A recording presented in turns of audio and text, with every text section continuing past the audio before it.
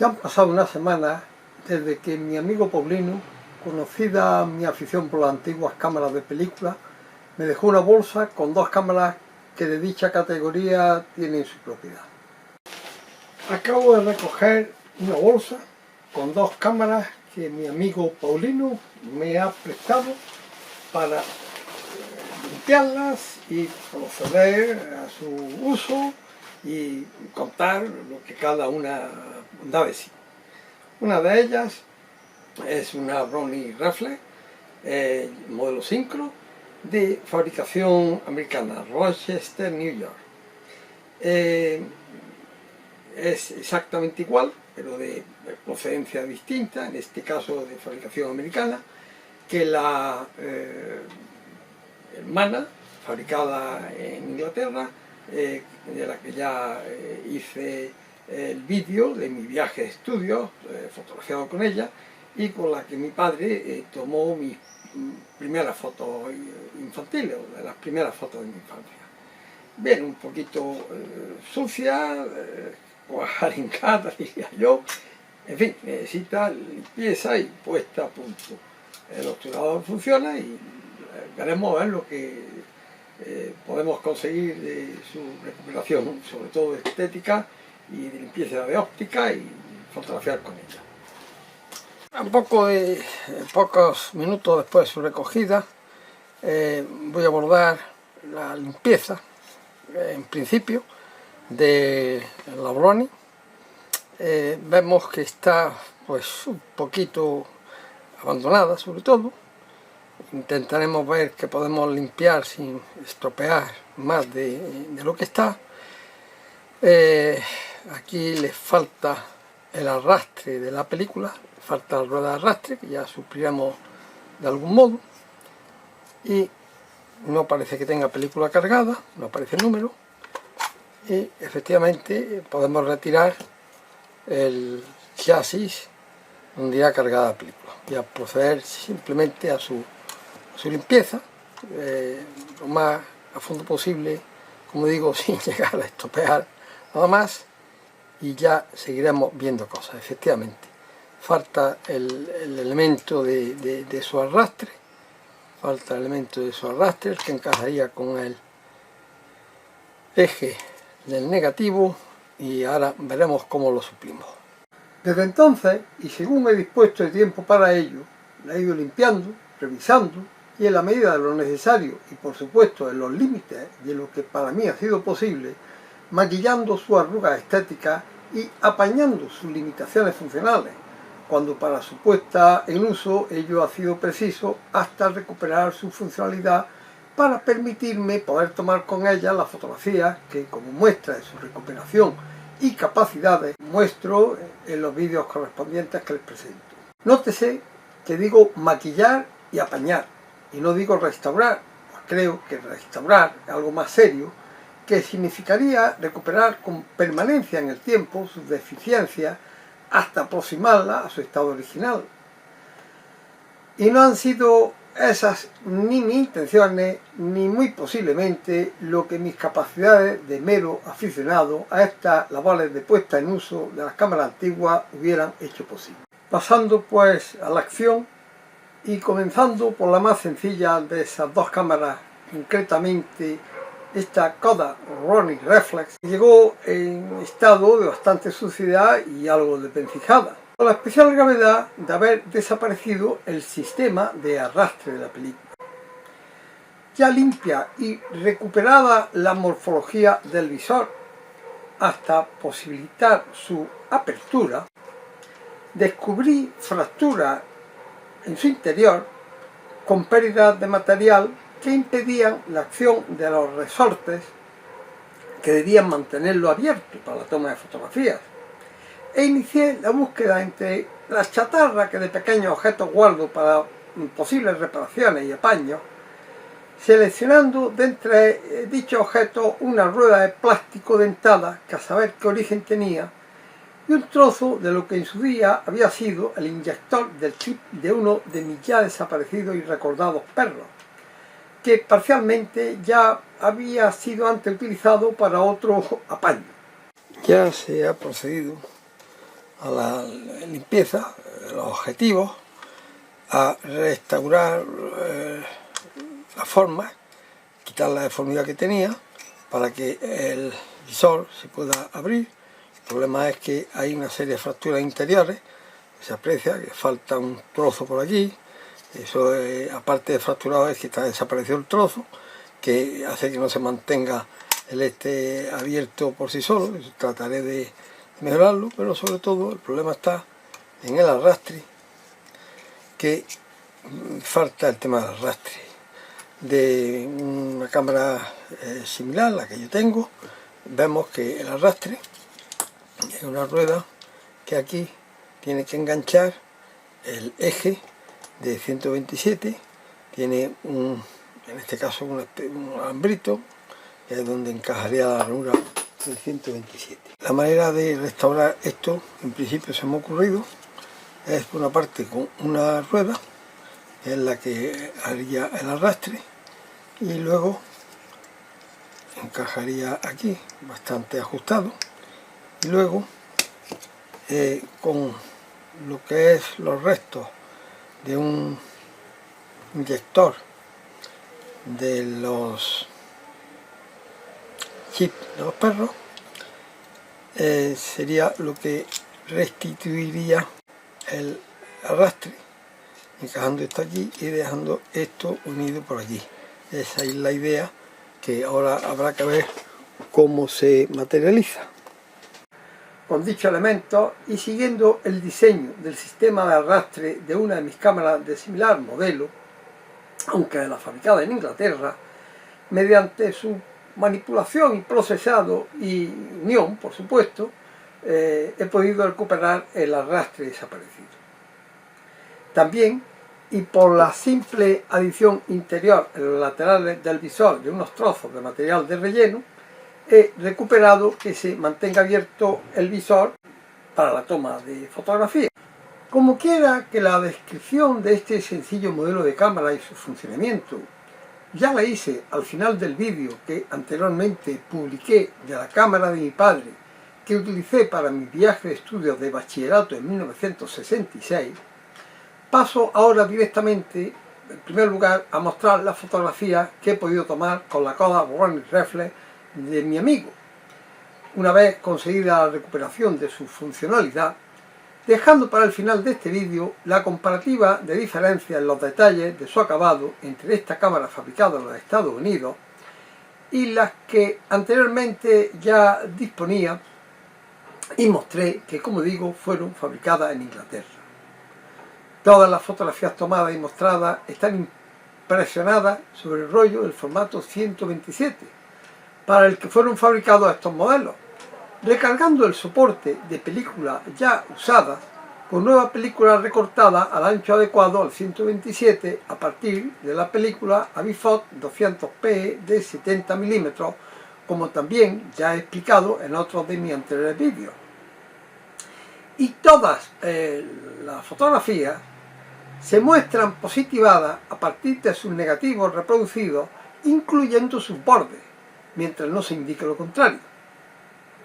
Comienzo por esta imagen, una vez más tomada en el Parque Polos de Motril y encuadrando hacia el santuario que sobre el colindante cerro se levanta. Comento sobre esta imagen lo que hago extensivo a todas las fotografías mostradas, esto es,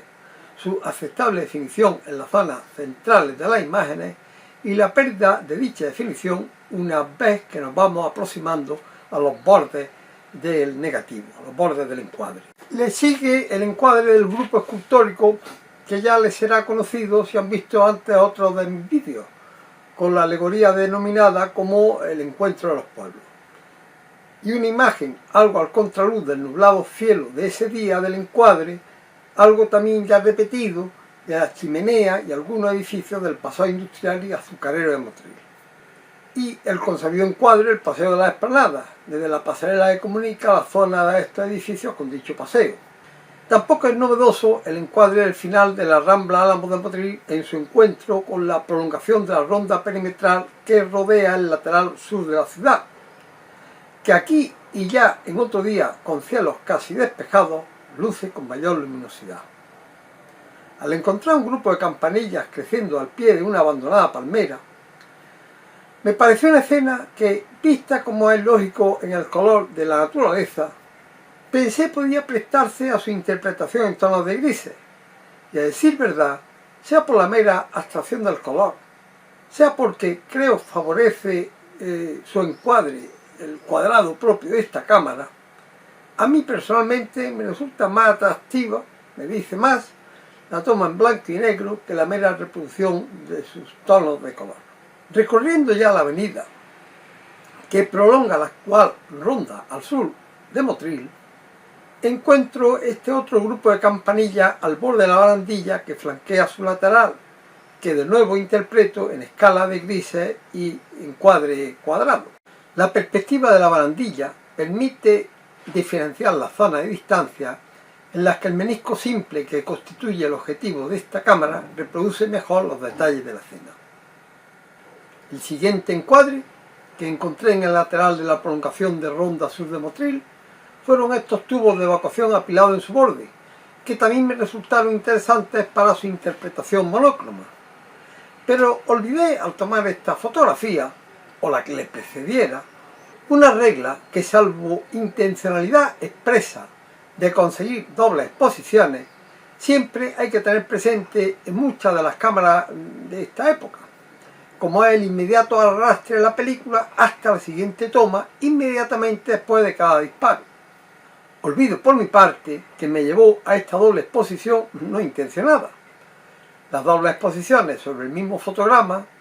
antes del hoy casi obligado paso a las imágenes por los programas de edición del tipo Photoshop similar, era una técnica creativa para conseguir imágenes que fueran más allá de la realidad. Al día de hoy aún puede seguir siéndolo, pero no dejan de ser un error en el proceso de toma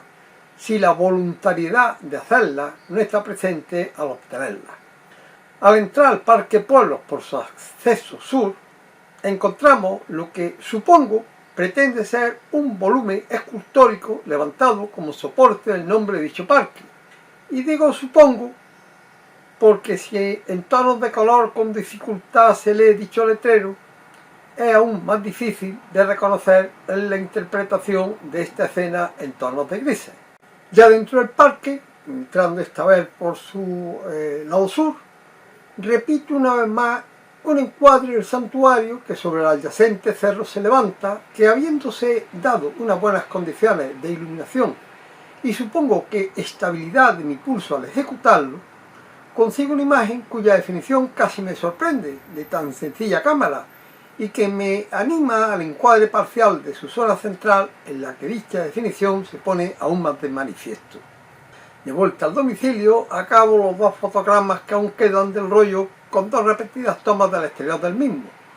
Una por la ventana que se abre al espacio urbano frontal a la casa, cuyos detalles, como en anteriores pruebas, me permiten comparar y constatar las capacidades fotográficas de la cámara probada,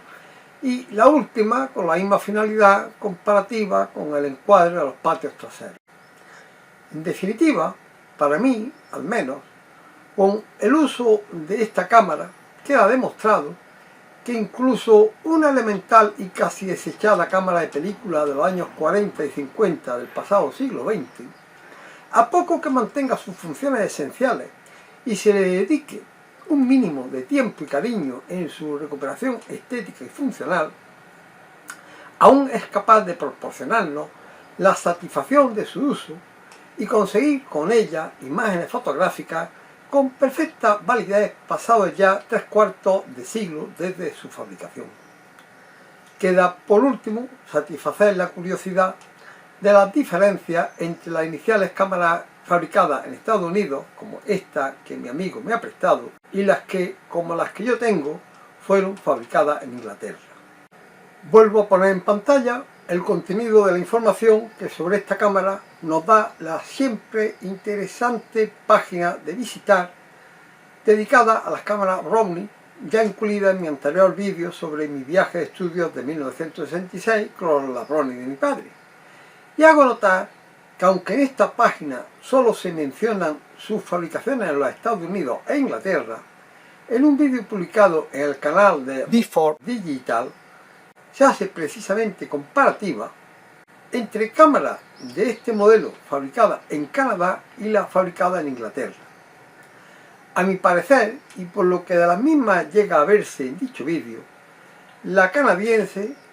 es idéntica a la americana, salvo en su reseña del país de procedencia, por lo que supongo pudo tratarse más de un mero ensamblaje que de la fabricación completa de sus componentes. El vis a vis entre las dos cámaras,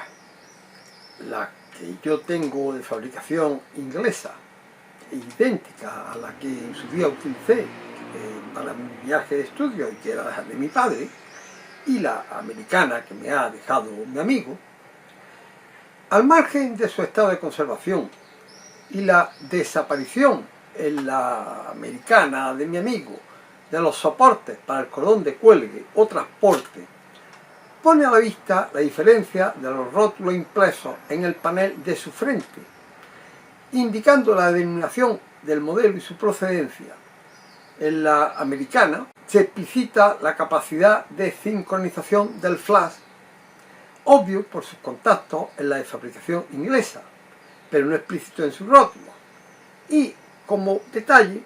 que mientras que los rótulos de la fabricada en Estados Unidos están levemente grabados, además de resaltados en negro, la rotulación en el panel frontal de la cámara de fabricación inglesa está meramente impreso sin que muestre señales de grabación en el panel metálico de su frente. A simple vista también se aprecia la diferencia de los materiales de fabricación empleados en su botón de disparo, de plástico de color gris en la americana y metal, supongo que aluminio, en la inglesa. Curiosa la inversión de postura en la selección del disparo, abajo y a derecha para las selecciones del disparo instantáneo y retardado en la americana, y arriba e izquierda para seleccionar dichas opciones en la inglesa. Esta inversión del selector de disparo ha puesto que, aunque no abra sus mecanismos para comprobarlo, también lleva implícitos cambios en el diseño y funcionamiento de sus sencillos pero eficaces mecanismos de disparo. Por lo demás y externamente, no se ven diferencias más allá de un tacto más suave en la rugosidad del acabado de los paneles externos de la americana respecto de la europea. Si extraemos los chasis para la carga de películas y al margen del apaño para el arrastre realizado a la cámara americana de mi amigo y la adecuación removible para el uso del paso universal que tengo hecho a este ejemplar de fabricación inglesa, sí que nos encontramos varias diferencias, como son la modificación en los trinquetes para el enganche de su cierre, creo que más simplificado en la inglesa, pero que a pesar de ello pueden intercambiarse perfectamente entre ambas cámaras según he podido comprobar. Notable diferencia entre las chapitas flexibles que sujetan los rollos de película, siendo de más fácil uso el del ejemplar americano, con abertura en prolongación con la recepción del eje del rollo, que facilita tanto su colocación como extracción, precisando de mayor esfuerzo con su acabado cerrado la perforación que sujeta el extremo de los rollos del ejemplar británico. Por lo demás, curiosa la situación del indicativo de la película a utilizar, grabado en la chapa de sujeción de los rollos en el ejemplar americano y en la zona de la baquelita en el inglés, en zona que la fabricación americana dedica a grafiar sus patentes y registros, reseña que está ausente en la fabricación inglesa. Siendo esto todo cuanto les puedo contar y mostrar de este modelo de cámara fabricado en los Estados Unidos y sus pequeñas diferencias con las que se llegaron a fabricar en Inglaterra, como siempre les digo, que si les gustó el vídeo y al menos conseguí entretenerles y tal vez descubrirle algo nuevo, no dejen de darme su aprobación, animándome con ello a seguir elaborando vídeos con este tipo de contenido y suscribirse a mi canal, Canal Marcos, lista de reproducción, cámaras de ayer, fotos de siempre. Muchas gracias.